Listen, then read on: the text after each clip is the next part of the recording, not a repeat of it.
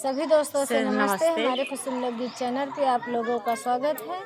आइए हम दोनों सहेली बहुत प्यारा सा गीत सुनाने चल रहे हैं। गीत अच्छी लगे लाइव सब्सक्राइब करी, कमेंट करी कि देखा अब सब लड़कियां अपने अपन गौने ससुराल गई गई हैं, गौने गई हैं। जे देहात के बाहू के दिक्कत बा, जे शहर के बाहू के दिक्कत बा, इसलिए कि मोदी गैस नहीं देते हैं। देखा चूल्हा पे खाना बनावा नहीं चाहत, चूल्हा पे खाना बनावा नहीं चाहत बा। और सास ननद तो दैयो से बड़ी होती, खाना जरूर बनवावा चाहती।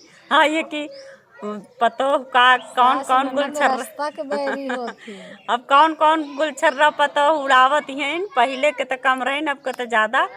हमें गीत के माध्यम से सुनावे चलत है दोस्तों। दोनों सहेली बहुत प्यारा सा गीत बा।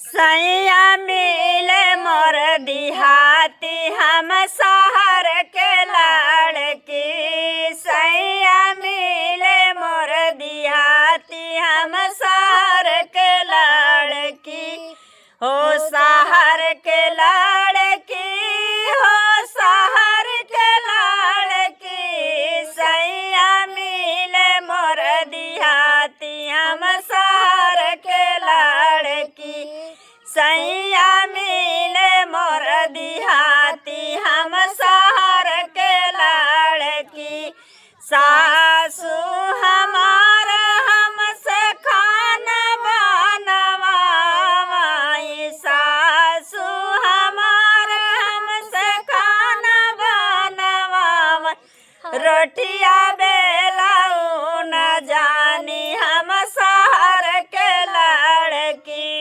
रोटिया बेलाऊ न जानी हम शहर के लड़की, सैया हमरो मिले दिहाती हम शहर के लड़की, सैया हमरो मिले दिहाती हम शहर के लड़की, जेठी हमार मुँह से पानी भरवाई, जेठी हमार हमसे पानी भरवाई, घड़वा बोरायूं न जानी हम शहर के लड़की, घड़वा बोरायूं न जानी हम शहर के लड़की, सैया हमरो मिले दिहाती हम शहर के लड़की,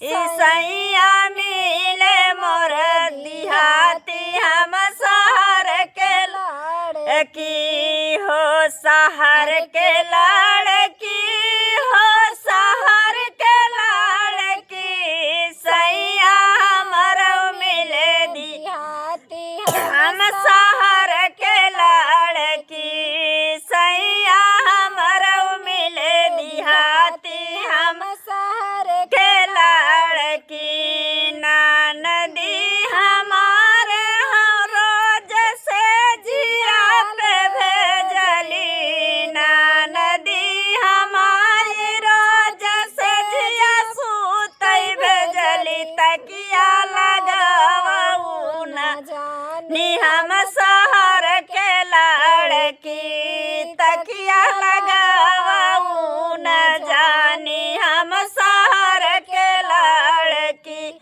सैया हमरो मिले दिहाती हम शहर के लड़की, सैया हमरो मिले दिहाती हम शहर के लड़की, हो शहर के लड़की।